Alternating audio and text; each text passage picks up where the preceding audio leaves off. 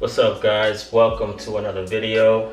I'm here with my 2008 BMW E93 M3 and today I'll be showing you guys how to remove your front bumper orange reflectors and replace them with a paint colored match one.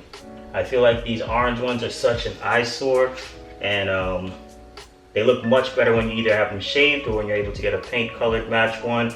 It gives the car such a cleaner look. So all you really need for this job is a pry tool. I'll include a link down below, as well as a link for where I got my paint match bumper reflector. So let's go ahead.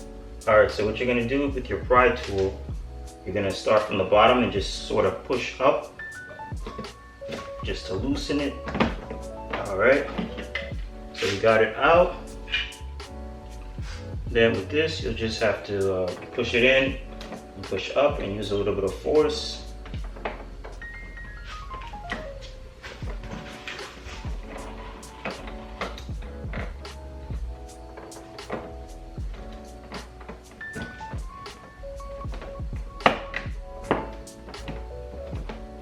Alright, there we go.